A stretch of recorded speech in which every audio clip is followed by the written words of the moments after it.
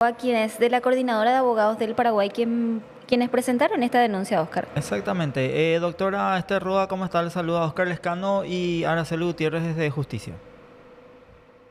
Muy buenas tardes, Oscar, Araceli y también a la audiencia. Exactamente. Muchas gracias por atendernos, doctora. ¿Nos puede comentar en qué consiste la denuncia que acaba de presentar?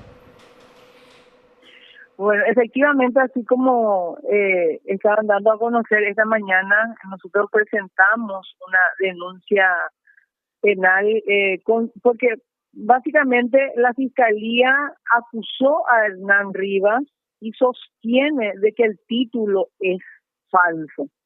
Y en ese aspecto nos hacemos la pregunta, si el título es falso, entonces, ¿cómo es que no se le investigó o imputó a las personas que tuvieron una participación directa o indirecta en la formación de ese título?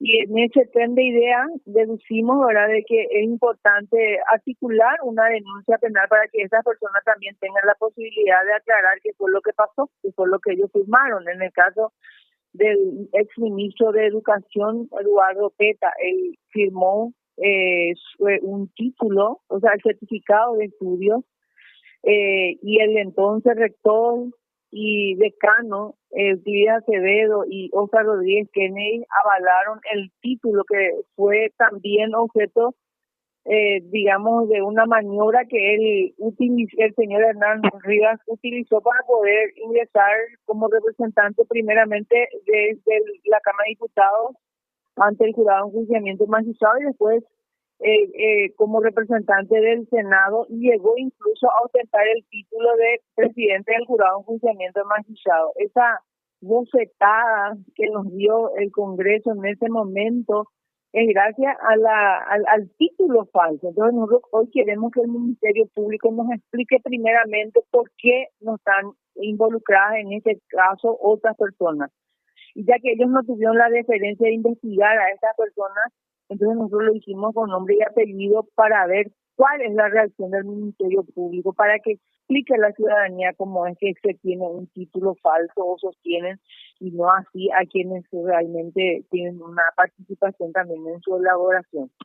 Y bueno, en ese contexto hemos presentado la denuncia penal por los dos hechos punibles tipificados por el Código Penal en sus artículos 250 y 251, producción inmediata y producción inmediata de documento público de contenido falso, en calidad de autor o cómplice. Eso ya va a determinar la Fiscalía.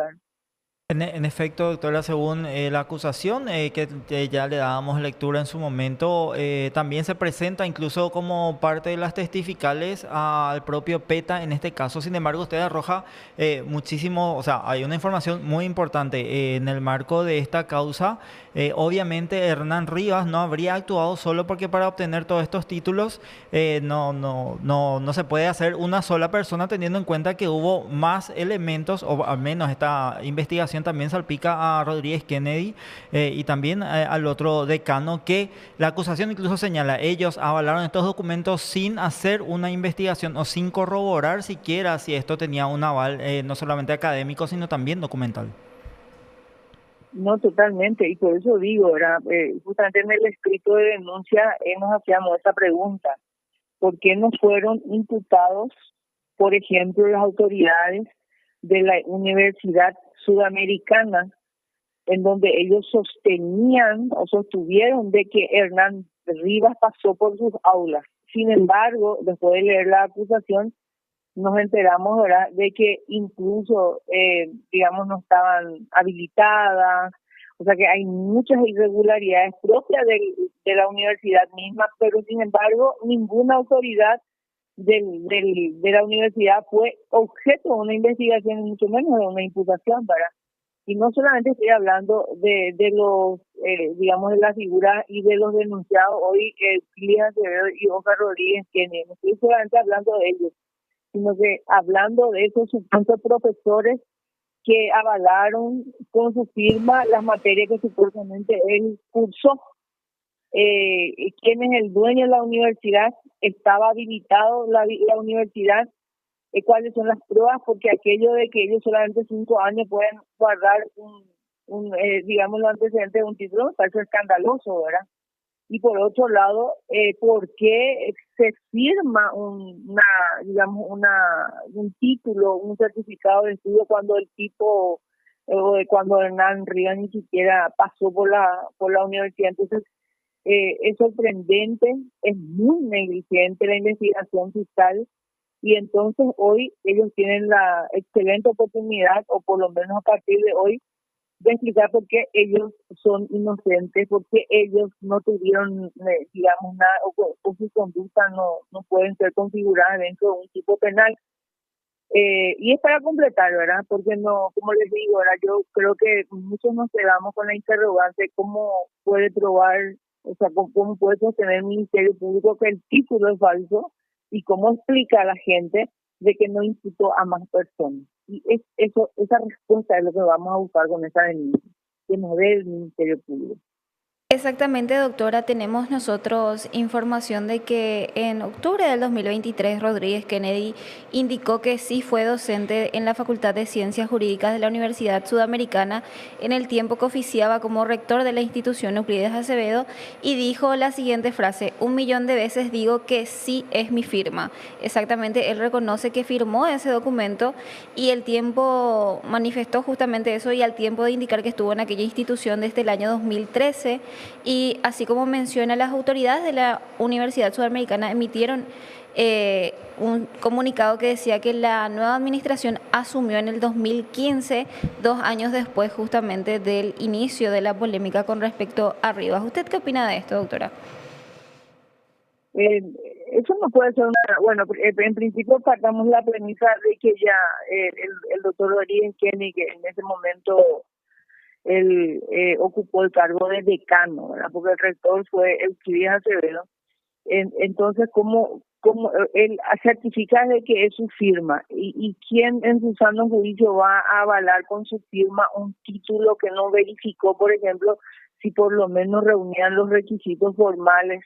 Él como docente de la UNA de hace muchísimos años, como profesor de la materia de derecho penal, como magistrado, ¿cómo él puede eludir esa responsabilidad del deber de cuidado que él tiene, esa legitimación que se le da, por ejemplo, al acceder a un cargo en una universidad privada, que también podríamos poner en tela de juicio si ellos pueden o no ocupar ese cargo siendo magistrados, por ejemplo?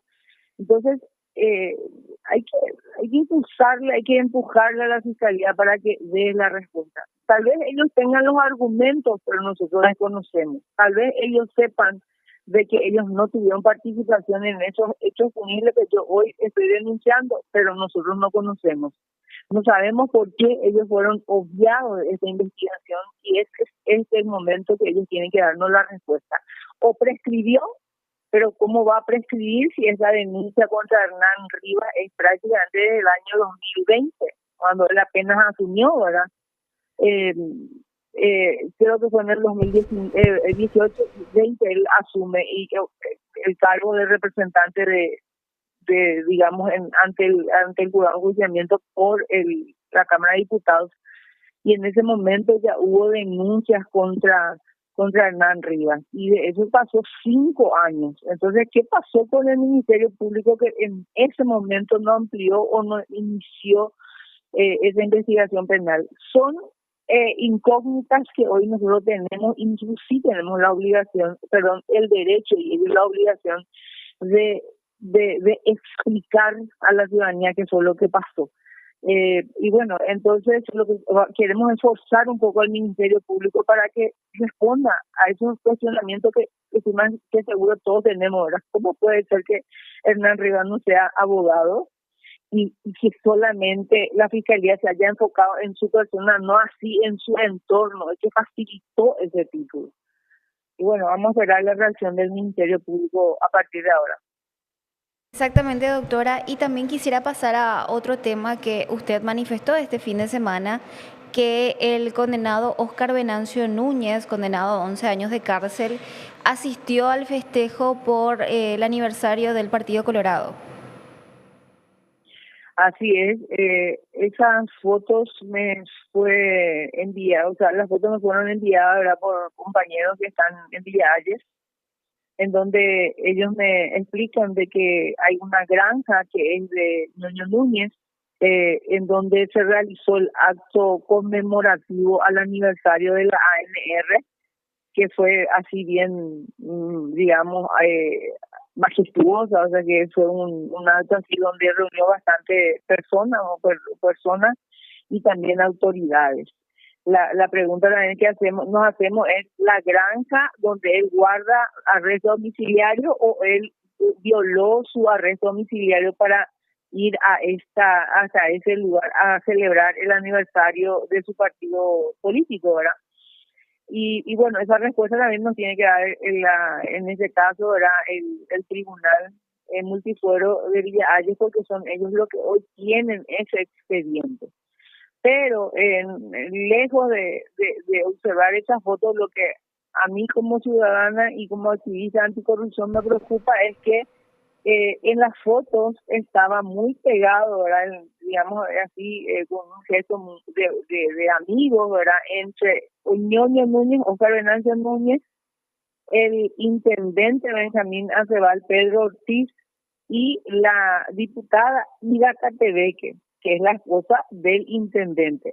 Ambos son los padres de Jazmín Ortiz, que es una de las miembros que integra el Tribunal Multifuero y que tiene que resolver el recurso de apelación especial contra la condena de 11 años.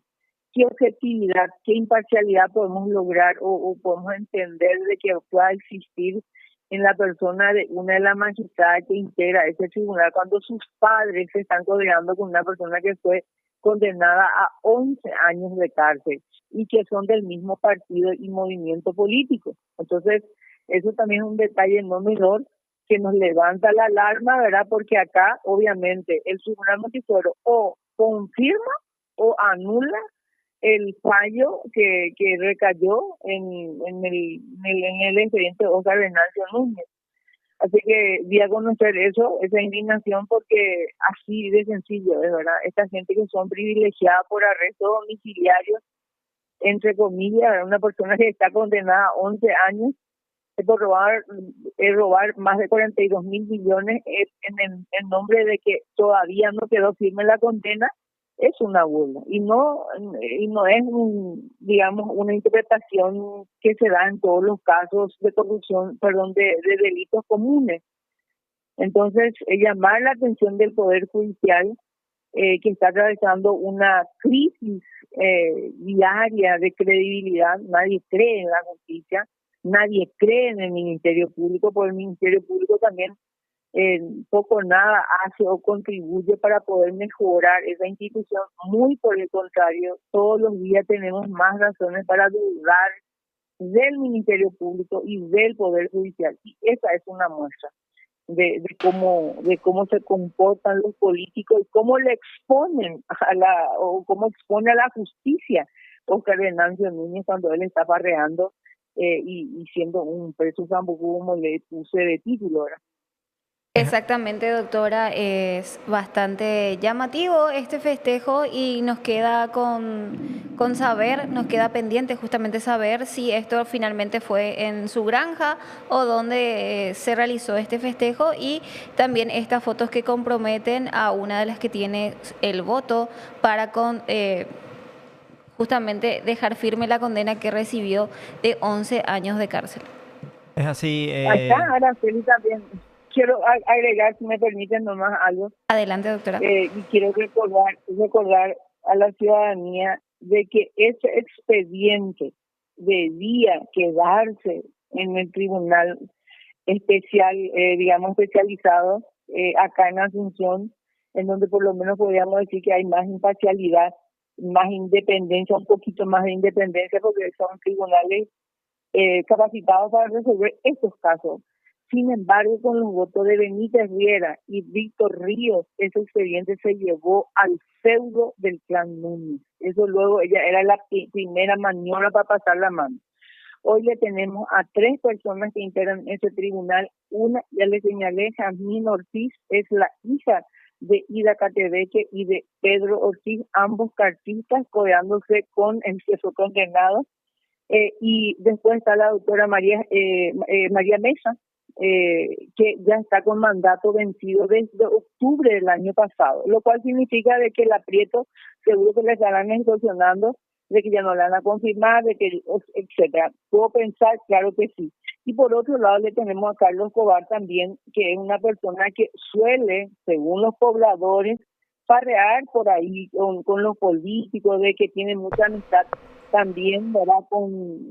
Digamos, con ese grupo político. Entonces, hay mucha duda de esta resolución, Oscar, y ahora seguimos, sabemos, como yo tengo todas las dudas, yo creo que ahí nos van a confirmar esa condena, porque supongo que cuando llevaron ya para ese lado, ya estaba escrito eso. Vamos a ver los fallos. Hace bastante tiempo también hay que recordar que el juicio se llevó a cabo en el 2023, finales del 2023. Los recursos, o sea, el recurso de apelación especial fue interpuesto en enero-febrero del 2024 y todavía hasta hoy no ha sido resuelta. Nada más eso quiero agregar. Es así, doctora. También nosotros hacíamos recientemente una alusión al respecto de la dilación que hay para conformar incluso este tribunal que va a tener que estudiar la apelación a la sentencia, pero nosotros le agradecemos muchísimo su tiempo, doctora, por actualización de estos datos, así que le deseamos una buena tarde. Igualmente para ustedes. Muchas gracias. Bueno, ahí estábamos con la abogada Esther Roa, primeramente sobre esta denuncia penal realizada también sobre